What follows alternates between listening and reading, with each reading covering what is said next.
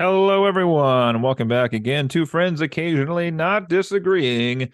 We're here for a second classic or crap board game bonanza today. This is Cody, and I'm here with Matt and also Justin, board game aficionados that they are. We'll get back to that in just a second here. Let's hear from these guys, see what they've been up to as of recently, and let's check out Justin. What have you been up to most recently? Well, still waiting for my copy of Dredge to arrive in the mail. But in the meantime, I actually got something that I had pre-ordered quite some time ago, and I've been trying to plow through that before Dredge gets here. It is a game called Process of Elimination, which is a sort of murder mystery type of thing that looked like it was kind of styled in the same sense, the same trappings of, say, Danganronpa, where it's a bunch of diverse characters put in the situation where it becomes a game of death, and they have to try and figure out who the killer is. Um, it doesn't have nearly the gameplay of Danganronpa, though. It's very much a visual novel. I've made like four choices in terms of dialogue during the course of the game so far, and there's like this little sort of board game section that pops up every time a murder happens, where there's some interactivity, but it is not nearly as uh, engaging as I was hoping it was going to be when I Hmm. when I first saw the trailers for it. It's not a bad game. The story's interesting, but it's really not what I was looking for. But I think I will be able to get through it before my copy of Dredge finally gets mailed out to me. Nice. Yeah. Nice. This is well, it's always amazing when I hear about all these games that are out there that I don't know about. Um, just in terms of what the objectives of these games are, like the style of these games is pretty crazy. So is that PC are you playing that on or I'm actually playing it on PS4. oh, I ordered that version because I wasn't sure what the gameplay was going to be like, but I liked the story that they were presenting with all the teasers. okay. And now I know why I don't know what the gameplay was going to be like, because there isn't much of it. So but yeah, it's if you like visual novels, if you like murder mysteries, I mean, there is some entertainment to be found here, but just be prepared to hit X a lot just to keep the story going. What is this? Earthbound? All right, let's move on. Oh, All right. Matt, what have you been up to recently?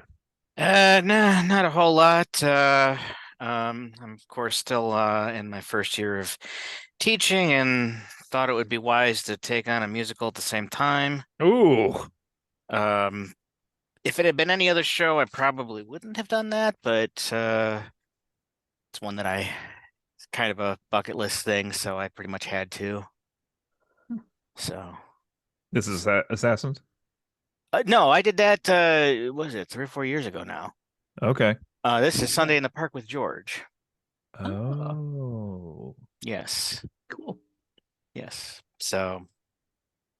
I again play just an angry, belligerent guy. That's sort of my niche in the Toledo Theater, apparently. Oh, Um, Oh, so you're acting in this. yeah. Okay, I'm sorry. I thought you meant you were directing while you were teaching. Oh no, oh, geez, that would Okay, be okay. absolute That's a madness. little better then. Okay. no, yeah, no. I have a rehearsal most nights though. So Dear God. yeah, like I said, if it were any other, so this is not a show that community theaters would generally do. Hmm. It's really artistic and probably not very accessible. Um, and technically it presents a lot of difficulties. But they're probably doing it because Sondheim died last year. That So makes sense. that's why they're doing it. So Well, I mean, I guess so when opportunity knocks. yeah. Yes. Yeah. Even if the knock is from the inside of a coffin. Thankfully, I got most of the rest of my year planned out as far as teaching is concerned. But the one of the ladies I teach with, basically we decided that our curriculum we didn't really want to use it for the last quarter because it's kind of boring. Hmm. So she wanted to find something that the kids would find more interesting, and she found a unit on Hamilton. Hmm. So we're Oh, studying Hamilton. Okay. Um, which I immediately pointed out. I'm like, you realize there's like adult themes and a whole lot of swearing in this, right? And so we sent a letter to all the parents, asking them if they had any concerns. The only responses we got was, oh, that's cool. They're going to love that. Okay. Nice. Well, the how does a bastard? Fourth word in the musical is the word bastard. Like literally right off the bat. So I immediately I was just like, let's just talk about the elephant in the room right away here. So I asked him, I said, well, what's the textbook definition of the word bastard?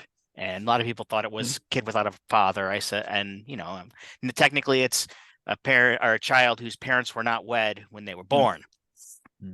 And so the first question on their test was, their first test was, what is the technical definition of bastard? Of course, parent without a child, a parent who's, or a child whose parents weren't married when they were born, a jerk.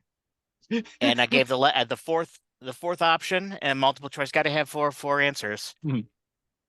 I put myself as an answer. Oh no. I wanted to see. Split the room. Here we go. I wanted to see who would actually sacrifice a point on their test to let me know how much they disliked me. Wow. I was curious. Did any of them? Three. Did those kids do well overall? Yeah. Oh no. All right. Yeah. Okay. So maybe a couple should not have chose that, which is what you're telling us. You were saying you're on spring break too. Did you do anything over break to relax? I played a lot of Dead Cells. Okay. Playing that lately. I wasn't sure I would like it, and I'm still not quite sure how I feel about it, but it is kind of addictive. So I've been playing it. Yeah. That's one I still need to actually try at some point. It's weird because it's a Metroidvania and a roguelike at the same time. So like that doesn't seem like they'd mix. Yeah. Because one starts over every time you play it, essentially. So basically you keep going through it, and then eventually like you get permanent upgrades that will help you get a little further each time. Okay. And each run generally takes me 40 minutes, maybe, if I do really well. You're supposed to be able to go through it a lot quicker than that, but I suck. So well, you've probably heard what we had to say about Hades, so I mean yeah, that's definitely, we're no strangers, I think, to taking longer with games than we're supposed to. Yeah. Definitely true. Trying to think what I have been up to. I have been playing a lot of video games in my spare time. The game Justin mentioned earlier, Dredge, that some of the hosts are playing through right now. I've been playing a lot of that, which I think we've already mentioned on the podcast before, but it's a supernatural horror fishing game. So that's kind of a weird mashup, but it's been pretty fun. I feel like I'm probably somewhere near the end of the game. I know one host has already finished, and I assume Brett's done too from those comments, but I don't know. He's been very vague about where he's at, but it seemed like he was way past everything. So that's been pretty good. And I don't know, besides that, what have I really been up to? I'm not real successful at it yet, but I'm just kind of starting to get into a little bit of like diet and exercise mode again, just a little bit. So like, I don't know. Dave told me that he has a TV show he watches on some streaming platform. He might have mentioned it on the podcast. I don't know, but in order to watch an episode, he makes himself like get on his exercise bike to ride while he watches it. So he can't watch unless he's exercising is his rule he's made. And so I don't quite have that yet, but like I was watching something Friday night over the weekend here, and I watched part of it upstairs because I was multitasking doing something else, but then I was like, I should go down to the treadmill and walk. So I did that for like a half hour, not anything strenuous, but just to kind of start doing a little movement again. And then I was stupid and didn't wear shoes for some reason on the treadmill for 30 minutes. So I walked in my socks, and my feet got really raw by the end of it, and was kind of like trying to find a spot on my foot that didn't hurt when I would step every time. But either way, whatever progress I made was completely nullified yesterday when Dave did come over here, and we did about 11 hours of Resident Evil 4 remake together. I would say we're probably somewhere around the halfway point. It was Okay. a stressful day because we had neighborhood kids ringing the doorbell all afternoon, and then I had to pick up my daughter, and then the pizza came, and it was like, Yeah, I was going to ask how did the sausage crust pizza fit into your diet routine? yeah. Well, it really didn't. So that kind of, was the flip side of the weekend here. But yeah, so I had that and I had a buffalo chicken I ordered too, which was just a thin crust, but Hmm. it was okay. I mean, I don't know if it set me back too much. I only had a couple meals yesterday, so that probably helped too. So Okay. yeah, I've never good. had Minaldi's, so I should try it sometime. But Oh, really? I'm pretty much a diehard Geno's East guy. So Okay. Mm. And I don't like think I've ever had that, so I really was just between Giordano's and the Malnati's, and Malnati's I think has the bigger tomato chunks, which I was not a fan of originally when I had them when we'd come visitor when we first moved. But now that I have to get the gluten-free stuff, Giordano's doesn't have gluten-free. Hmm. I triple checked on their menu earlier today because I was like, they must have it, and they don't. Oh, Even the closest Lou's by us didn't have the gluten-free stuff until like a year ago. So Dave, the one closest to Dave's house, had it, so he'd get it once in a while when I was over there, and that was a treat. But anyway, anyway. All right, well, ladies and gents, let's jump into this today. We are Geno's tackling. East has gluten free. I just Oh, they looked. do. They do. oh, Okay, I'll have to try that sometime when I'm near one. I don't know where they're located. I'll have to look. I don't know if they come out this far or if that's Chicago proper. I don't really know. We'll have to take a look at that. So thanks for looking that up. No problem. Okay, we did a Classic or Crap board game episode a while back here, and that was on Carcassonne and Settlers of Catan. And I guess we should also say shout out to the originator of Settlers of Catan, who recently Oh, passed after away. we trashed his game. Yeah, we killed him. That's what yeah, happened. man. You No, guys, yeah, that's I called it classic. It's really on YouTube. I hope you sleep well tonight. Killed him. Killed him. But I got meds. okay. All right. Well, tonight we're taking a look at two more. We were just looking before the recording started how old these actually are. They feel like they're gateway games to me, which I guess is why I kind of put them in this entrance level. I'm just getting into more hardcore board games past the Monopoly, Sorry, etc. stage again. So tonight we're taking a look at Pandemic and Betrayal at House on the Hill. And I'm sure the hosts probably have some thoughts on both of these, which I'm kind of curious about. I feel like both of these well, Settlers was pretty divisive, but I feel like both of these could be fairly divisive. So I don't know what you both think on these. So I'm kind of curious what's going to be said tonight on these. And we flipped an imaginary coin before we started, and we decided to look at Pandemic first tonight. So we'll take a look at this. And again, like last time, we're just going to kind of give our thoughts on some of these, kind of some of the things we enjoy about the game, some things that don't work so well for us. But again, we're not really trying to do like a rules overview. There's certainly plenty of those out there, as far as YouTube videos or even written ones from people who invest far more time in their lives than I have for that particular endeavor. So thank you to all you people that do that, because I do use those quite often when I'm learning a new game. So all right, let's take a look at this. So Pandemic here says this is from 2008, 2 to 4 players. Community has voted this is best with 4 players. Advertised I box say time on 3. this. You say 3. 4 seems a little I high say to me 3. too, to be honest. It adds a little bit of. You go through the cards too quick when there's 4 players, in That's my fair. opinion. Before you get another turn, yeah. That's fair. But you also have another power in there, so that helps too. But All right, well, let's not jump ahead of ourselves here yet. all right, I'm sorry. All right, you're fine. You're fine. This one says on the box 45-minute playing time, which I would say is probably a little short. Yeah. Compared to what it actually is. It's not a real long game, though.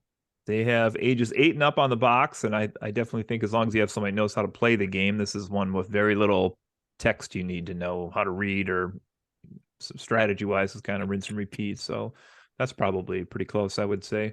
As far as the big stats we're looking at here, we looked at last time. This is on BoardGameGeek.com. Again, if you're interested in checking out some of this stuff, 188,000 people have a registered copy of Pandemic, which is quite a few. And the overall rating on this one currently is a 7.6, which puts it as the 129th best game overall. We should point out that the board game industry, again, we mentioned this on the last one, but has really exploded in the last 20, 25 years. So if you're not a board gamer and you hear like 129 and you think like, oh, that sounds pretty low, that's actually quite high compared to how many games are out there today. So, all right, well, let's get started on this one. So, like I said, we don't want to go through the rules necessarily, but what are some unique things about this game that might set it apart for some other games for people? Anybody have any thoughts on that? What Well, makes first, the experience different here? the one that jumps out, of course, is the cooperativeness, which is not uncommon now, but Yeah. it was not necessarily. I can only think of a handful of games before then that I played ever that were like you're trying to beat the board, essentially. Right. It's the first one I remember was really widespread. That's just me. Anybody? I mean, No, Scotland Yard kind of was that way, but it was sort of. There was still you were still working against another player. It was Yeah. not fully co-op. Yeah, good point. Yeah, fully cooperative games like this have really, I mean, they are a fairly modern introduction. Honestly, the closest thing I can think of, that existed, way back when to this sort of thing would probably be tabletop role-playing games where you and the rest of the players are on the same team and you're trying to, work together. But in terms of like straight up board games, yeah, And this was then not a there's common thing. some that are along the same lines of more of like a role-playing game than a board game, even though it's still board games. But like Arkham Horror is the same. Yeah. And I think the original one of that came out in the 80s, but I know Okay. it's very, very different, but I think it also was cooperative. But again, Mhm. that was not nearly as well known as Pandemic was. I mean, I True. think you can buy Pandemic at Walmart or some such now. Yeah. Yeah, Target and that sort of thing. Yeah. But yeah, I don't think we ever just exactly said what the game was about. Oh, no. Great Yeah, point. we should probably do that first before we just jump into like mechanics and what makes it unique. So Pandemic is a game where you and the other players take on various roles, and there's a handful to choose from, like scientist or engineer or what have you. And you are trying to stop the global spread of, is it 4 different diseases or is it 5? I always forget. I Yeah, think it's 4 in the original one. Yeah. And there are a ton of expansions to this game, and spin-offs and whatnot, but I think we're just focusing on the core one for this review. Yeah. But yeah, you're working together, trying to stop outbreaks, trying to find vaccines, and working against the clock and working against the randomness of how the viruses mutate and all that. And that's kind of the theme of the game. And I think it's, I mean, it has always been kind of viewed as a very difficult board game, just in terms of reputation and in terms of how it plays out with the randomness of when the viruses, like, have another outbreak or when things escalate. So it is very difficult, but a controversial statement here. In light of the last 3-4 years, I don't think it's difficult enough. They needed to have a human stupidity element added to the game somehow to have people actively working against their own damn best interests. That said, it is still a very difficult game at times. That's the I can't remember which one it is. One of the expansions adds the Bioterrorist. the 5th player, yeah, who like controls the diseases essentially. Oh, neat. I have it. I've never played it, but Okay. I do have it. Yeah, back to the cooperative. That's, if you're not a full-time board gamer or somebody again who hasn't played a lot of these in the last decade plus, this is going to be a mechanic that I don't know necessarily why it is as controversial as it is, but like my wife, for example, would probably choose to never play this because it's full co-op and she hates to be on a team that wins together as opposed to having the own ability to win by herself. And conversely, my kids really like playing games like this because they can tackle a much harder game, a more complex game with an adult like myself, you know, where they don't have to be the one who's in charge of the rules or know how to play. They can kind of work along on the team. So you're going to get a wide range of people that probably will either enjoy or dislike this game just based on the fact that you're all playing on the same team as well. You can find a lot of people, in my experience, who are fine playing this game because they don't actually really like board games, and they can literally just sit there and have other people tell them what to do. Which is a good thing and a bad thing, because sometimes someone can kind of take over and just like be like, okay, well then you got to do this and you got to do, you know, whatever. Yeah. That can happen, but like I said, for people who don't really want to have to do all the board game strategy thinking and all that, it can help them just sort of do the experience without actually having to put much effort into it. That's fair. And yeah, that is an interesting element to this, because if you're with a good group that cooperates and actually does discuss the strategy and works together, it can be a really neat experience going through trying to figure out the best way to approach things. But if you do have that one person who's just really domineering and is like, no, this is what we need to do, or we're all screwed, and you need to listen to me, that gets old kind of quick. Which I think puts this game in a really interesting position of being very circumstantial. Like, your enjoyment of this might heavily depend on who you can find to play it with. Great point. Yeah. Yeah, I know one thing we knocked Settlers for, and the last time we did one of these as well, was that really heavy luck element, where like your game could be completely ruined just by having bad luck that game. And this game is really luck reliant as well, in that, you know, those starting cities are going to change how the game begins. Some of the cities have an outbreak that happens at the beginning, and that's kind of how you start to formulate where you're going to go on the globe and where the diseases are going to spread and that type of thing. So where those are at is definitely going to play some luck into this, as far as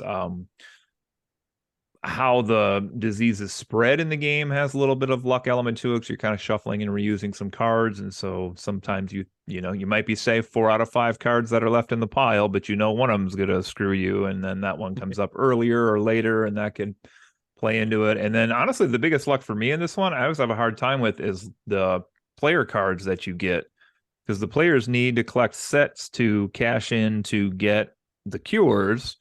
And you can trade in this game, but trading is damn near impossible. Like, you got to be in the same city, same card, like something wacky to be able to do that, unless you have that one role who has that as like the ability. There's two. There's one that can give cards, and there's one that can take cards. Okay. And if you have both of those, it's a lot easier of a game to win. If you have both of them. Do you have to be in the same city still? In the same city, yeah, but it doesn't have to match the card. That's even tough, just because you I don't know, we usually, when I play this traditionally, you know, our first goal is like spread out, and somebody needs to watch Asia so it doesn't explode, and somebody kind of does Europe and Africa, and somebody kind of keeps an eye on the Americas. Well, then you're spread out, stopping disease, and then by that point you can't really trade, so it's like it's very challenging. There's the role that lets you move somebody else onto a different space as long as you have the card for it. So that helps kind of open things up a little. But yeah, it is incredibly luck dependent sometimes, because you can only move to the cards that you have the cities for. And I think that's how it works anyway. And it can be very tricky actually getting what you need, unless you're really on the ball. I would guess, if we were to poll gamers who've played this, I would guess majority of the people probably don't have as much of an issue with luck, even though we're talking about all these things, because it's co-op. So it's like, if you have that one in 100 game where everything goes to shit in like 5 turns, like everybody at the table kind of chuckles and is like, oh, well, that was a terrible draw we got that time. Then you can just restart the game and everybody's back going again, right? Nobody's left behind in this one, where if you get a bad break, which is different than Settlers, for example. Yeah. Very much so. Yeah. All right, let's see. This one I always thought was really hard too, because you're trying to cure the diseases, but then there's like the element of like, you can eradicate the diseases if you can get rid of all of the cubes on the board. And That's so hard to do. It's so hard to do. Like, I know my kids are always like, let's just get rid of all of them. And I'm like, yeah, then the whole board's gonna go to shit. We can't do that. You just can't do it. We Yeah. should point out too, if you haven't played this one before, the mechanics for how the cards are distributed in this game, the ones that simulate where the diseases spread, like the cards basically use like a draw, reshuffle, redeal mechanic, and so the game is designed to basically always make a tense game. There's not going to be downtime. It's the cities that start to go bad are going to be the ones that get worse, and then they'll add some on as it continues on. But there's not going to be a lot of, we've played 1 or 2 games of this maybe where we just kind of like walk around and have very little to do because we feel like we're in such a good spot. You always feel like your back is against the wall in this one, and you're about to lose, and it just gets worse and worse. But it's engaging at the same time. Yeah, because when you actually do manage to come out ahead, it is such a gratifying feeling because you've conquered such completely skewed odds. The deck is literally stacked against you almost every step of the way, and when you come out on top, it's an incredible feeling. Yeah, go ahead, Matt. And most of the times when I lose or have lost, it's either because we just run out of time, like because of the cards. Like I always forget that when you draw when you can't draw any cards, the player cards, that you lose. And sometimes it's because of the outbreaks thing where you get like 3 or 4 in one turn and you're like, oh crap. Yeah, a little chain reaction. Dead. Yeah. Yep. Yeah. That's another good thing to put out here, I guess, too. You're kind of alluding to there, Matt, which is a couple of the more recent co-op games like this have multiple ways you can lose the game. A few have multiple ways you can win, but most modern co-op games have multiple ways you can lose. So you have to be watching as well different things like, are you going to run out of cards, like Matt said, or is there going to be too many infections or outbreaks, rather? That could be the problem. I know other games have different losing conditions as well. But we should also say a lot of these more modern board games, especially the co-ops, have a lot of variability with how you set it up as well. So if you bought this off the shelf at Walmart tonight and brought it home and your family tried it and you just got crushed, like they have in the rules how you can maneuver the setup on this a little bit to make it an easier game, or you can make it a harder game if you want to by adding in more of the whatever the cards are called, infection or outbreak or whatever. Yeah. So you can kind of manipulate it. Say again? Epidemic cards? Yeah, that sounds right. Might have been. Yeah. Let's go with option C. That sounds right. So, we're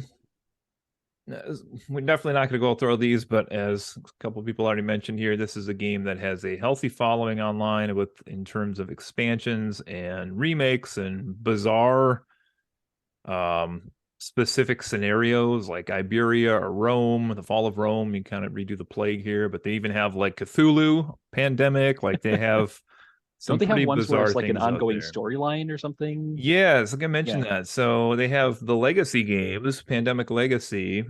And I don't think we talked about these with that other episode, but the Legacy games are kind of a newer style again, where you play one game. And we have my kids and I bought season 1. I don't know if either of you have ever played no, but I've Legacy on this. I didn't figure I'd ever really play it, so I looked up spoilers on it because I was curious. Okay. But essentially, you play the first game, and then when the game is over, some things are going to change. Like, I know the kids and I, we got into 3 Legacy games like 2 years ago at the exact same time, and that was a bad formula.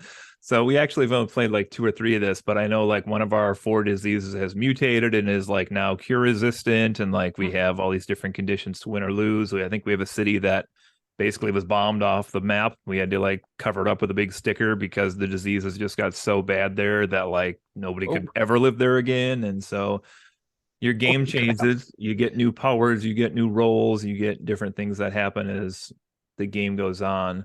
And this looks like 3 different seasons, season 0, season 1, and season 2. And I know season 1 and season 2 both had 2 different box colors you could buy, which I've gathered had some differences between them. But we should also point out that those 3 Legacy games for Pandemic are currently ranked the 52nd, 49th, and 2nd best board game of all time. Whoa. Pandemic Season 1 is 8.5 overall. It's second highest board game ranked overall, the most thematic voted board game that exists, and second for strategy. Wow. So That's high praise. some pedigree there, I guess. Yeah. What's ranked above it? Great question. I Monopoly. probably see. I'm gonna guess. Yeah, it is Brass Birmingham, about industries, networks, and the Industrial Revolution. Huh. It's the only Sounds one like a above. barrel of laughs. That one you're gonna look for a resale with $170, so you might not want to grab that one at the moment. Oof. Season 1 of Pandemic can be found on Amazon for $69, which isn't bad for like a 13 episode legacy game. And I think I got mine on like a Black Friday sale or something a few years back too. So Cool. break it down, it's not too bad per play, but those are, you play and you're done. This is, you can replay the game as many times as you want. Okay. Over and over. Okay. Anything else we want to say on Pandemic, gents, other than deciding if we think this is classic or crap? And I guess we could throw a number on this too, just for a rating. Sure. Maybe everybody has I don't know, maybe, talked about this a little bit last time, but maybe everybody has a cutoff line of like what makes a classic, or maybe not. Like Matt, I think last time said the game you didn't really like, but you recognized well other people really did like it, so couldn't call it crap because even though your personal feelings were one way, you kind of looked at the bigger community. So yeah. Let's see. Anybody want to take a stab on this one? Yeah, I guess I'll go first. So I don't remember the first time I played Pandemic. It was probably with one of you guys, back when you both lived in the same city as me. And I remember it took a few games for me to really get into it, just because it is a meat grinder of an experience. You're constantly, scrambling, trying to find your footing and trying to, find the most effective ways to even have a chance of survival. But over time, it grew on me.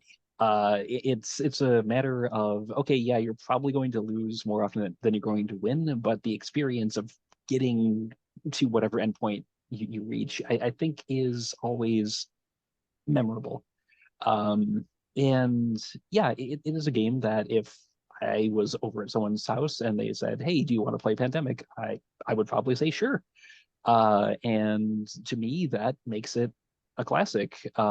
If you want me to give it a rating, it's not my favorite game of all time by any means, but it's one that I think does have a lot of replay value. And it's just a good time with the right group of people. So I would give this one probably about a 7 out of 10. Okay. Very good. You want me to go, Matt, or do you want to go next? I can go if you want me to. Go for it. All right. I'd probably echo a lot of what Justin said in there. This is a brain burner from beginning to finish, and I guess I could see how you're just pushing little cubes around. In this game, you're literally just pushing little cubes around, which is kind of a joke that board gamers use, but you're literally just moving cubes around in this one, picking them up, setting them down, moving them to the next city. That's it. And there is a lot of sameness to this game. Like, a game you play 2 weeks from now is going to look very similar and have a very similar story to the one you play tonight. Every game does have its own story that you play, and we should kind of reiterate that there's not really a narrative in this. It's just where you and the players decide to go and what happens with the little cubes and where the viruses break out, more or less. But that's, to me, in my mind, no different than saying like every game of chess is very samey. It's you start with the same and whatever. So I would actually probably agree with Justin on this, and I'd probably put this about 7 out of 10 myself. And though I do feel like there's times that this can be really frustrating just with how the cards break, or maybe you're, really far into the game, hour deep, and it's just that, like I said, that 1 out of 5 chance that Tokyo comes up, and oh shit, we drew Tokyo and now we lost the game. But if it had been any of the other 4 and then the other person would have had their turn, we could have had a chance to win this. But I'd probably agree on this. This is probably a modern day classic, I would say, as well. So I'm going to actually give the same rating and same response as Justin. Oh man, no Where pressure, are Matt. we? What's happening here? Don't know. He's good at It's the Joe. virus Right that's taking 1 over. out of 10. No comment. I'd echo most of that, to be honest. the there is a little bit of repetitiveness with this, but it always seems to like go down to the wire in this game when we're playing, and that makes it always interesting. Like it almost seems like we're going to win every time, and then like one thing happens and like we ran out of cards or there were too many outbreaks or oh crap, we didn't realize you only had one cube of this color left. People didn't wear a mask. Yeah. Exactly. Yeah. So I don't know. It's a good game. Like I said, I can play it with people who don't really play board games because they can sort of sit back and just be like, should I move this here? Yeah, go do that. Okay, I'll do that then.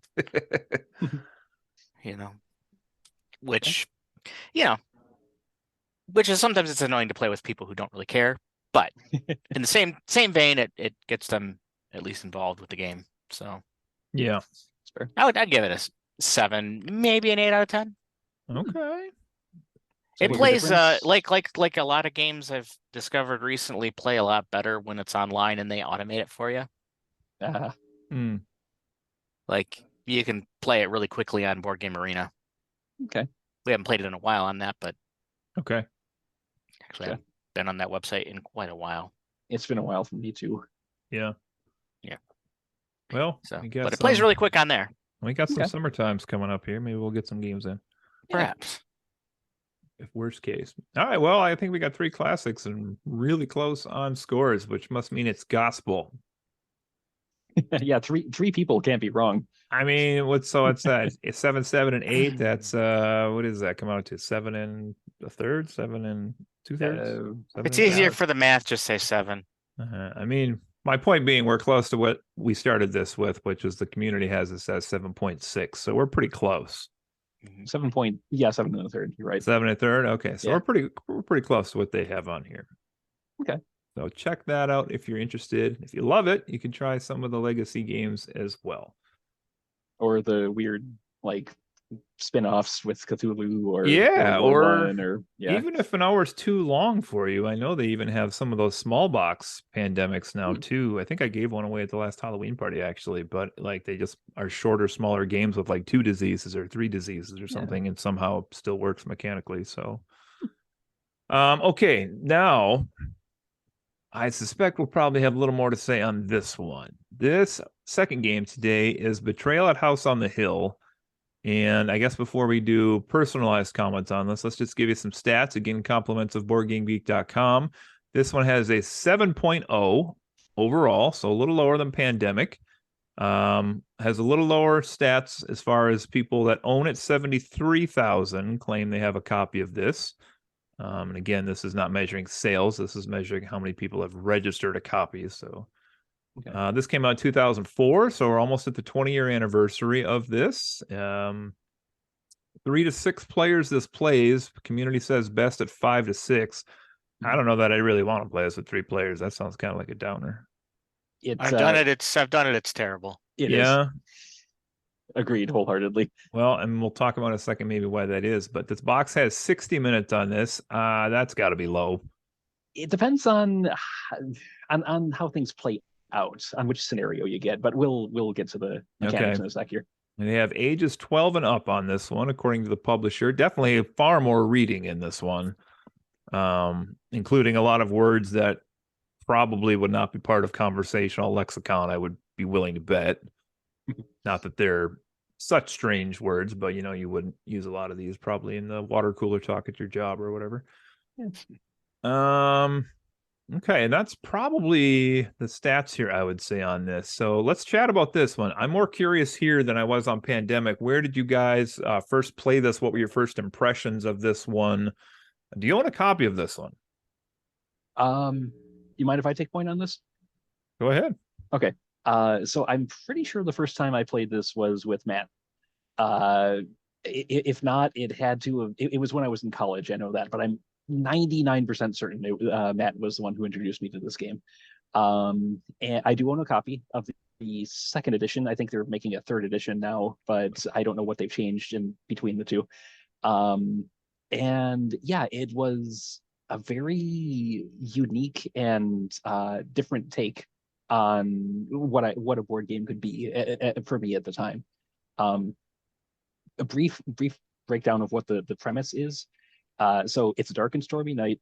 You and the other players, yeah, well, lightning, thunder, and you and the other players find refuge in the titular house on the hill.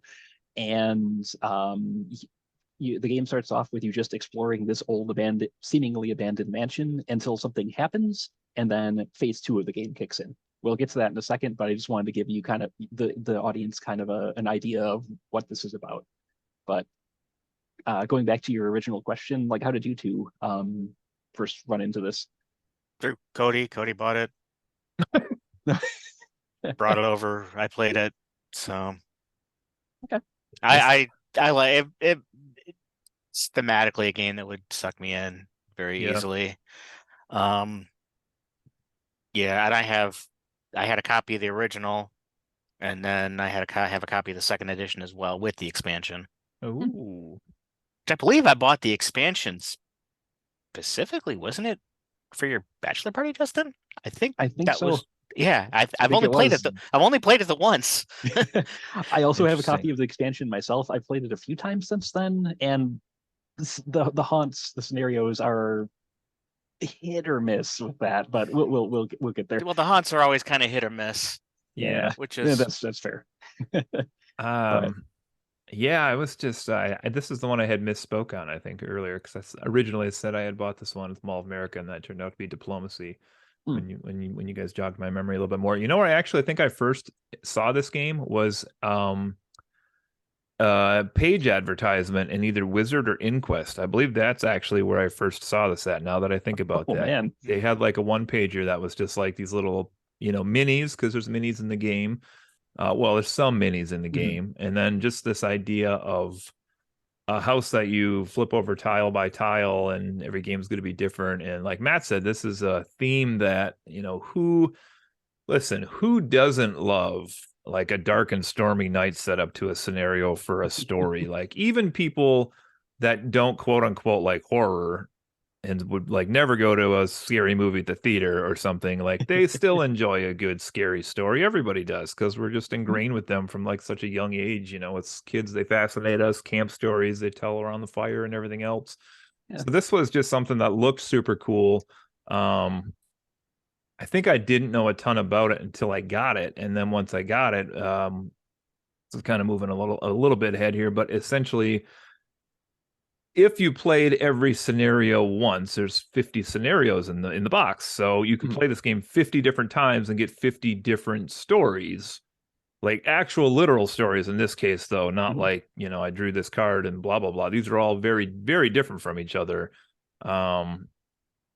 Which, again, not to go through all the rules, but we definitely have to talk about the rules later on here.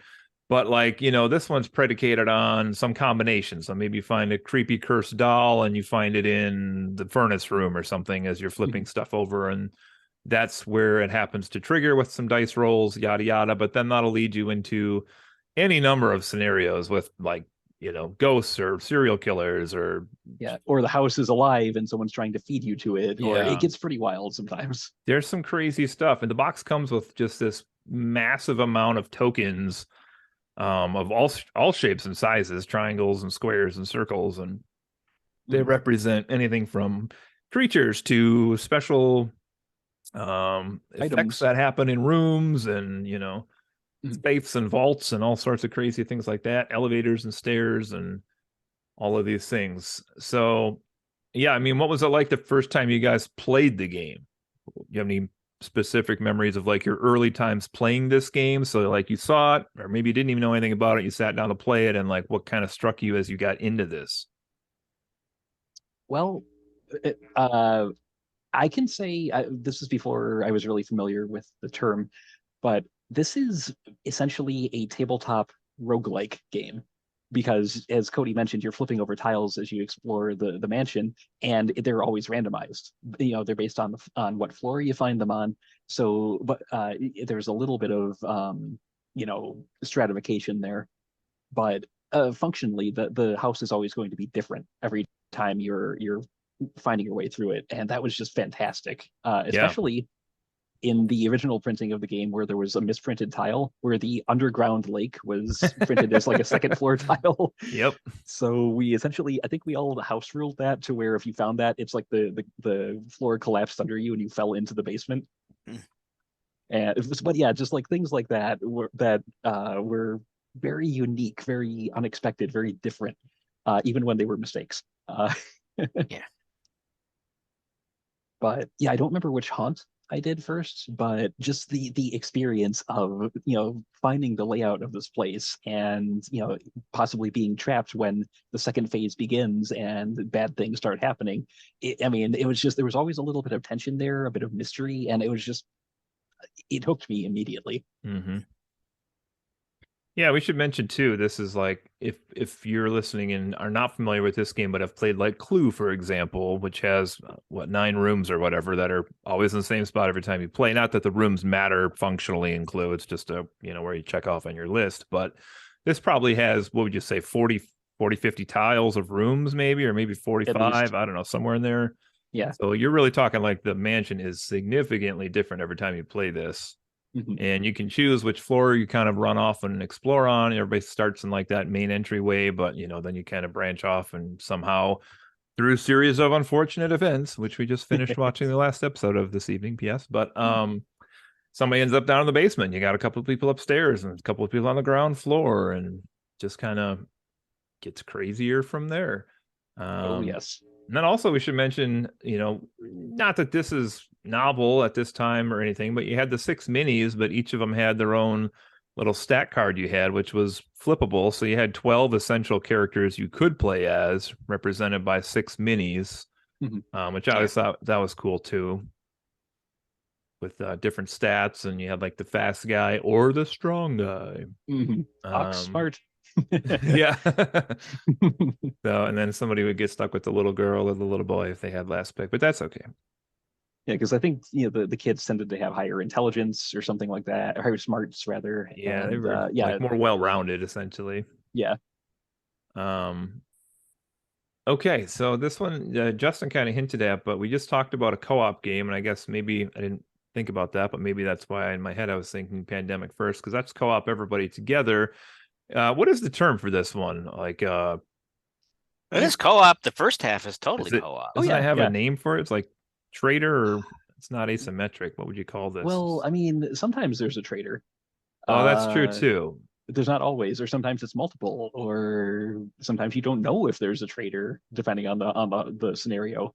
I guess on the Board Game Geek they call this one versus many is the style for the second half of the game. So Justin was kind of getting at, everybody's going to explore until certain conditions are met, and then it's going to go from full co-op, we're all happy, we're on the same team, to we're secretly locked in this house because one of us is actually the evil entity, which could be person, monster, whatever. Yeah. And then, occasionally you are all still working together, like if there's the blob scenario from the original game. I think you're all trying to escape and survive as this thing is spreading throughout the house. So it's always kind of a mystery as to exactly what you're going to get as you go through and find things, and stuff happens until the second half finally triggers. Yeah. Let's see what else we could talk about here. A couple decks of cards. Oh, go ahead, Matt.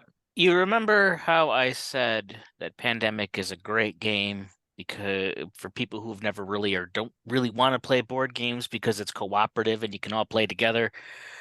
You might think that this would be similar in that, but the person who doesn't doesn't really do the rules thing as much, or it will invariably be that they get the traitor and they have all these weird ass rules that they then have to follow. Yeah. So you better be sure that when you start playing this, you don't have someone who's wishy-washy. They'd be like, well, I don't know. These games look confusing to me. Just have them watch or something. This ain't the game for them.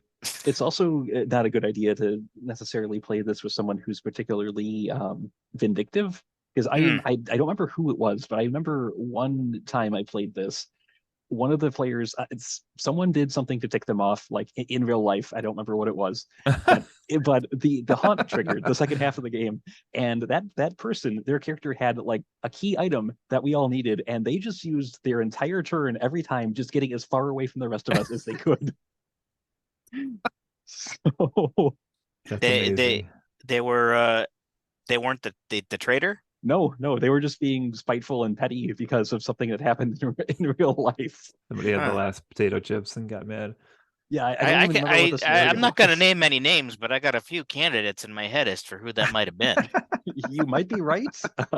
It was a long time ago, That's so so that's all I'll funny. say about that.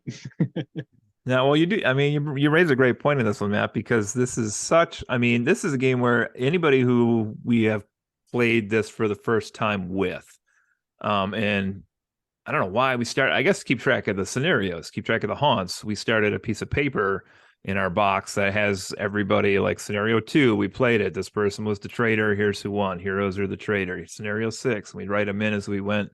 We probably got like 35 out of the 50, I think, down on that piece of paper, but it's a great game. Anybody that plays it for the first time usually gets hooked into it right away, but you are on the money, Matt. It is one of the absolute worst games to bring a new player into. Yeah. For that reason, because you can't teach somebody the game without playing the game, and you can't play the game and educate them on the second half of the game because it changes every game. The first half's always the same, but the second half, like, you know, if you haven't played this before, the heroes, the co-op team has their own book of rules. The trader has their own book of rules, and they have those rules different for each of the 50 scenarios. So even if you played this before and it's your second game and you're like, oh, I was on the heroes last time, I kind of know what we're doing now. And then you get suddenly the bad guy and you're like, oh, what does this mean? I don't know what this means. Mm. And nobody can help you because they're all against you. So we've played, many games where somebody on the hero team had to drop out of the game essentially and help the person who didn't understand the words, or just had somebody play like a The dummy mechanics. character or whatever. And you can't. Mhm. I don't know a way to get around that, but it's definitely a problem.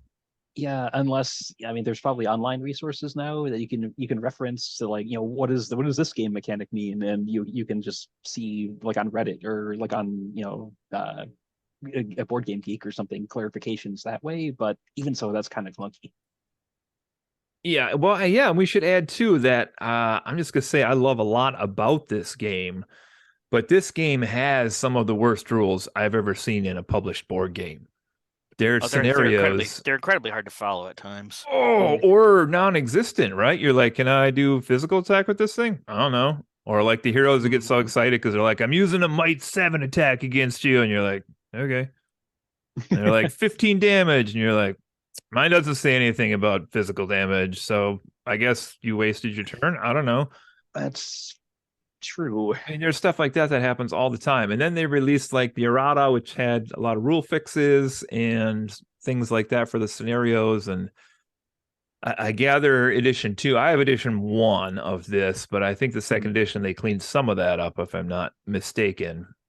They did. Like, the underground lake is actually underground now, for example. There's not that horrible misprint. Um, One thing I think we should also mention is the quality of the components. Because, like, the minis are fine, the little chits are fine, but the way you keep track of your stats, like, every edition of this I've played, okay.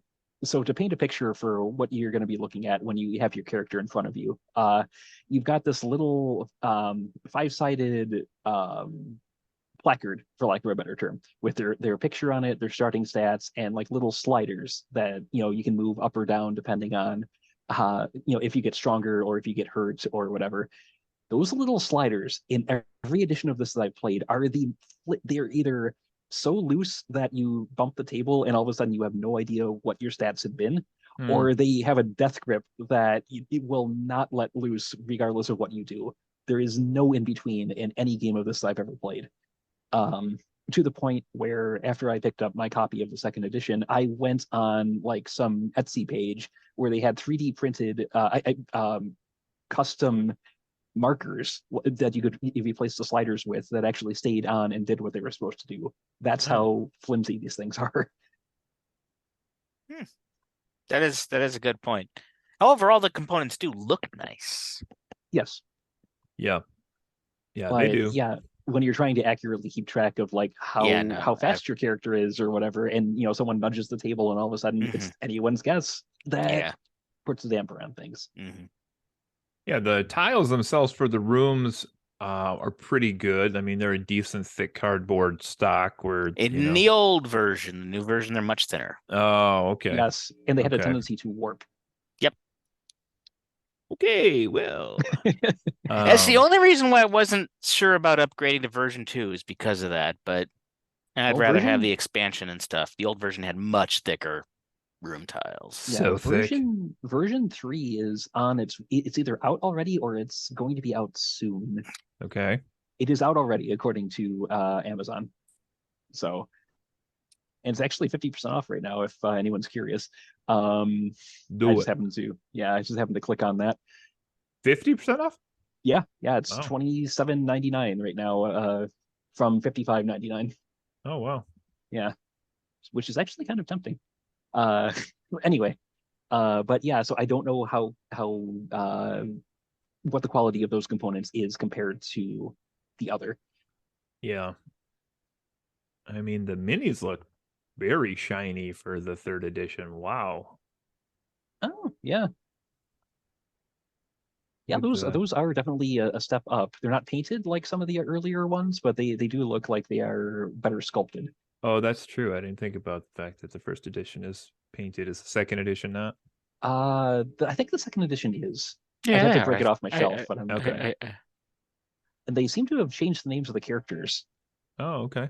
Yeah, Oliver Swift was not a character in the first one. Oliver Swift? Yeah. No. But anyway. Yeah, so this is what else we got to say about this. This is going to be told through a series of cards that you draw. Some are just going to add thematically to the story or rooms that you go in. Some are going to be items that you find. Some are going to be mysterious objects called omens that are going to help trigger when that game switches from first half to second half, essentially. There's a hilarious misprint, I think, on the Amazon page for it. Oh, yeah? Brand, Hasbro Gaming. Material, plastic. Genre, science fiction. Number of players, 3 to 6. Minimum age recommendation, 144. It's very mature. Very limited market for that one. Boy. I see that now. That is kind of funny. That's funny. But yeah, we should say that with regards to the cards that you draw, some of them can be useful. Some of them, they have no upside. They will invariably screw you over to the point where you can actually die before the second half of the game comes into play if you're really unlucky. Like, what was it? Grave dirt, I think, was the one that everyone always hated because you needed to get to a certain room to be able to like clean it off of you, and it hurt you every round that you had it. Yeah, there are some really nasty cards in this sometimes, but it does play into the theme of you're stuck alone, or not alone, but you're isolated in this hostile environment, and it's not supposed to be all sunshine and rainbows, I guess. As Matt pointed out too, with 50 scenarios in the box for the base game and this, the quality and the difficulty is all over the place on these as well. Yeah, and it's impossible to balance them. Like, I mean, I've had some scenario opens up. Okay, someone has a scepter, they got to get to the throne. Except they're already in that room with the scepter right now. Game over. Wah, wah. I think he was one room away. But still, the point is it's hard to balance when that's what's going on. Yeah. The most ridiculous one I remember was the way the haunts trigger is, every omen card you have, you roll a bunch of dice, and if the total on the dice is less than the number of omen cards that you've drawn, then the second half of the game, the haunt triggers. This was the blob scenario, and I think it was the very first omen that was drawn. We had, I think, 3 or 4 rooms unlocked, and it triggered. And the whole thing with the blob is that every turn it expands into other rooms. So there was literally no way we could actually get to anywhere we needed to get in order to find what we needed to defeat it, because it cut off like half the map on the second turn, and yeah, it was kind of ridiculous. Yeah, one of the things I have loved about this game, I will say also, is just every scenario does feel very different. Some of them are very memorable. You know, you were just talking about the blob one. I remember one we played. I don't know if either of you were in the game we played, but we played one with the I don't know what the scenario was exactly, but like the underground lake kept expanding essentially. Like the house was flooding or something, and we had to keep drawing tiles. Yes. We were like on a boat that was trying to get out, and we got down to like the last two tiles in the box, and the heroes won. But man, that was I remember that one. Yeah, I was there very for that. memorable. Yeah, so it can be anything from one of the trader turns into a werewolf and you have to find like the silver bullets to put him down, or there's a gateway to hell that one of them that the trader is trying to open and he needs to sacrifice you in order to do it, or there's bats that are trying to swarm in from outside and eat everybody and you need to board up the windows. I mean, there is a lot of variety, and I do love that aspect of it. Yeah, for sure.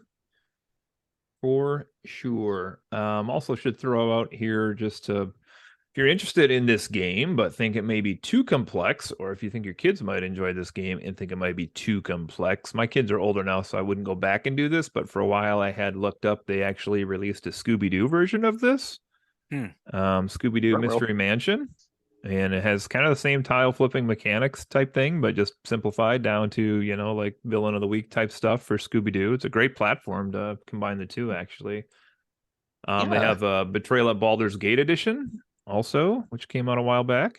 So for you role players out there, that exists. And then I also got to mention the expansion, which I know you both said, and I didn't mention, but I actually did pick up an expansion finally for this game during that whatever crazy January sale that I bought all the board games at Barnes and Noble at half off for. I haven't even opened it out of the shrink wrap. I don't know when I will, but for the price it was, I had to get it. So, and then I also got to mention on this one, this also has a legacy game.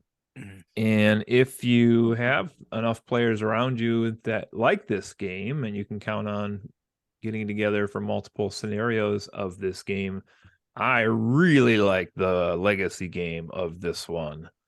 Either of you played that one? Sadly, Yeah, I but we haven't. didn't get through it. Okay. Mostly due to COVID. We were That'll playing do it it. with, again, here's the thing, is like 3 or 4 of us were really into it and 2 of us were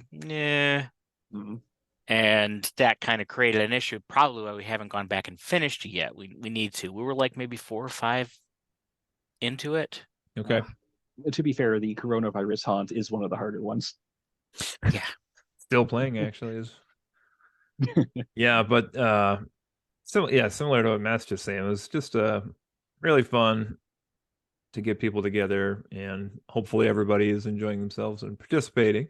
That would be a little harder there, I suppose. But I think we were like maybe 9 or 10 into it. Like we were not too far off, but similar again to like we talked about Pandemic Legacy, like you just change some components as the game goes. You actually rip up some cards and rooms as the game goes on, and oh man, your character will either live or die at the end of the scenario. If they live, they can come back for the next one. Yeah, we have a guy in ours who's like 130 at this point in time because he keeps living. Yeah. He's still not the recommended age for the game. Still not, yeah. That's good stuff though. It was fun. That was kind of fun because you get to like name family heirlooms and stuff, and then you'll play like later, and Jebediah's pitchfork will come back up, and you're like, "Hey, it's Uncle Jebediah's pitchfork." That one's got a lot of weird meta shit going on also in it, where you're like, I don't know if this really does, but sure, I'll do that on my turn, and hopefully it comes back in at some point. But that's also kind of a fun legacy experience if you're interested in that. So I think anything else on this one? I don't know. Anything else you guys want to say on this one? I will say I have. I mean, there are certain board games where I play them. I've got fond memories, and they're the ones I keep coming back to. This one, Betrayal, has really left some memorable stories in my mind from the various groups of people I played it with. And it's it's always a neat thing when you can come back years later and when you run into those people and say, hey, you remember when the we almost killed the dragon, but the guy in the armor was like stuck because he had this item. He's like, oh yeah, that was just things like that kind of come back to you, and that keep telling stories even after you've finished the game. Those are really cool moments, I think, and this game is sometimes great for that sort of thing. Yeah. It's one of those games where I think where you probably fuck up a rule every time you play it for some at some small part, but like you can't let that get in the way of the ambiance of the game. You just it happens. Yeah. So yeah, this one's like an experience. I mean, it is a game, but it's more, and that's why if you have somebody who's new that ends up being the traitor too, and they're like, I don't fucking know, and then you find out at the end of the game, you're like, well, you played this how your person attacks wrong or something, and like, yeah, the other side can be frustrated, but like, I don't think it actually detracts all that much from the experience because people are still like, we still had a good story, we still had a good time. Yeah. Like I remember one specific time we were playing. I don't know if I know Cody was involved in this one because he was a trader, and he kept moving in ways that I like did not make any sense to me, and I was trying to figure out like, and I'm like, you're breaking the rules, dude. I have no idea what you're doing. Like, and he was following the rule. It was like because you can't see their rules and he can't clarify it. It can create stuff like that. Yeah. Yeah, and that layer of ambiguity between the heroes and the traitor, it is really interesting to try and puzzle out sometimes. So are we ready to do this one? Let's do it. Sounds like we have some fond memories of it, so yeah. I guess I'll take points again since I did last time. So this one has been one of my most beloved games for a while. It does have its issues, both in its like components, its construction, and some of the rules are at times ambiguous at best. But it is a game I've played dozens and dozens of times with multiple groups of people, and by and large, everyone usually seems like they're having a good time, unless something really goes sideways and we all get screwed over. But it's a game that it isn't my favorite board game ever, but it is one that I would play at the drop of a hat. Definitely rates as a classic in my opinion. Hopefully the third version polishes things up a bit. The third edition polishes things up a bit more so that it's more accessible and makes more sense across the board. But based on the two versions I have played, I'd say this one's easily an 8 out of 10. 8 out of 10. Okay.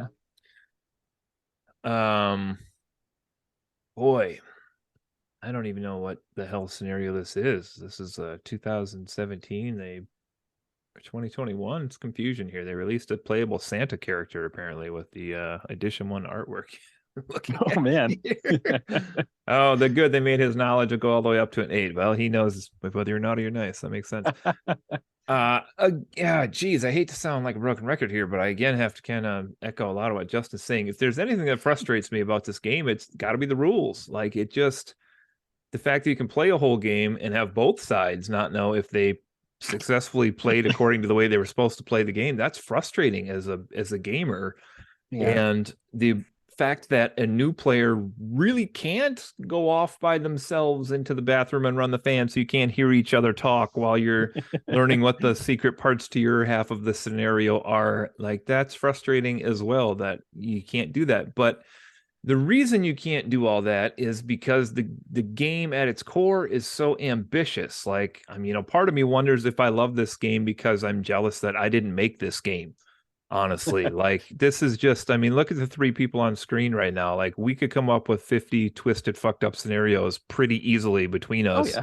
And we could have made this game and just called it Betrayal House on the Hill, which is, I have to imagine, movie homage as well. But the stories are fantastic in this. You know, Justin said every game's memorable. This is one that, like, if people had me name my 10 favorite games, I don't think I would ever think of it to add it in my 10 favorite games. But if you said, like, what 10 do you always have the most fun with? I don't know why that would be a different list for me, but I feel like this would have to be in that list. Like, can I name 10 other games that I have more fun than this game every time I play it? I don't know. Yeah. I mean, it's kind of like asking, like, oh, what do you think the best movie ever made is? Oh, which would you watch on a Friday night? One might include Clockwork Orange, the other wouldn't. Fair Yeah. enough. I guess, I guess also maybe on this one that's different too is it really does shine with more players. This one's way more fun with 5 or 6 players, and I guess I only usually play 2 or sometimes 4-player games. So even at that count, it's not the same experience as it is at 6. Four is pushing it for it, yeah. Yeah. So it's really better with 5 or 6. I guess maybe that's why I don't think of it as one of my favorite games. And probably when we all lived in the same city, there was just more opportunities to be like, huge gaming crowd tonight, so pull out a 6-player game, or here's a 6 and there's a 4-player game over there, or whatever. Yeah, actually hearing you say that is that's kind of making me ease my finger off the trigger about buying the 3rd edition for half off, because it's like, how often do I get, 5 other board game enthusiasts together to sit down and play something, Yeah. We should do some of these at a man weekend. This would be a fun Well, game to play. Yeah. Although, Justin, it does look like they fixed the sliders. Man. There's now a little, like, there's, you know how it normally just clamps on the side? Yeah. Well, there's an open spot now where it I clips see that. between. Yeah. That is smart. It only took them 2 editions to to figure that out. To come up with that. Yeah. Yeah, the reason I wouldn't buy it right off the bat, I mean, I'll admit I'm tempted. My wife would not be happy. But I've only played the 2nd edition like once, and I don't want to buy a game a 3rd time. That's why I will never speak out against emulation. I've paid for Metroid 4 times. I'm not paying for it a 5th. That's all there is to it. I'm just playing it. That's fair. I mean, that is fair. Well, anyway, finishing me up here, quick back to that. Definitely a classic in my book, despite its problems. The score is really hard. I was thinking of 8, and Justin said 8, and I think I was just looking at my old collection here. I think I actually have this rated as an 8 as well, but you've all nostalgia talked to me too much on this one, so I'm actually going to go 8.5 on this, despite the rule problems. It's just never a bad game. It's always fun. All right, Hudson. No, I would echo that. All that. The only issue I have is the confusing rules.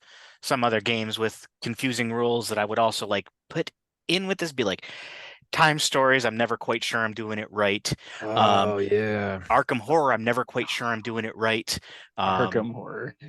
Sentinels of the Multiverse. I'm never quite sure I'm doing it right, but I love all those games, so I can't like really fault this one for that. Amen. Back when they did the 2nd edition, the creator actually like asked like people to submit scenarios. I submitted a couple, but he didn't take them. Sad. Jerk. But that's okay. Give That's it a okay. 1.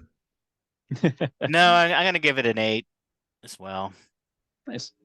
I mean, it's the only reason why I wouldn't rate it higher than that is because I can't ever play it anymore. Like if I was 27 again and living back in college, I might easily give this a 9 because it was always blast to play. Yeah. And No, I hear you. Yeah, I mean, like I would, echoing what you said, like 10 years ago, I would have jumped at the chance to pick this up for half off. And just even though it's probably only a slightly tweaked edition, I'm sure they've added some things. It's different. There's new haunts, all that. I wouldn't have even thought about it twice. It would have been instant. Now it's just kind of, it's harder to find a sizable group to at least of people I could always go down to like Iron Golem or Taiga, our local game stores, and sit down, Right. probably attract 5 randos to play this, but then you don't know who you're playing with, and it can be awkward. Mhm. But yeah, it is a game if you have a solid gaming group, like people who get together on a regular basis and and enjoy stuff like this. This is an easy recommend. Just go out, pick this up right now. You'll enjoy it.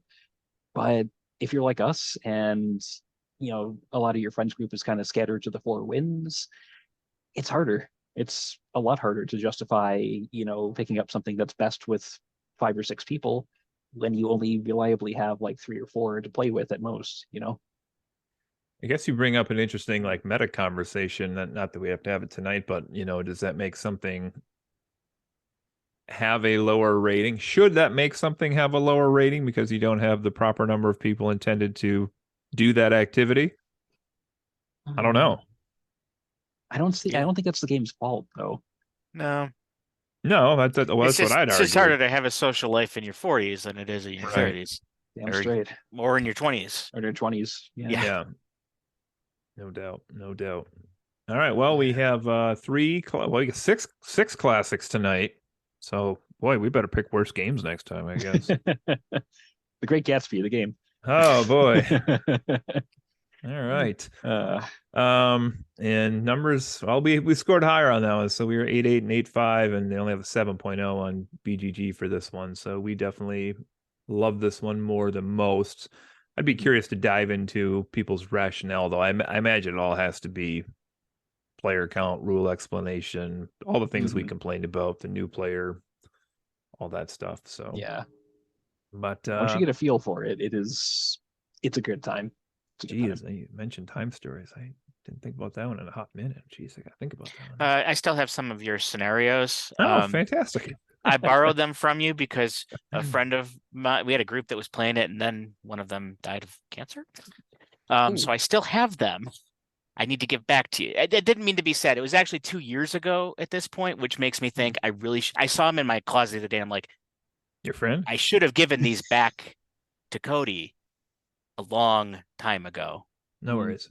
Well, when you only see each other once or twice a year, it's yeah, it's hard to remember that stuff sometimes. So, but yeah, I'm optimistic. We'll get something in some point here. Okay, we'll get to that. I hope so.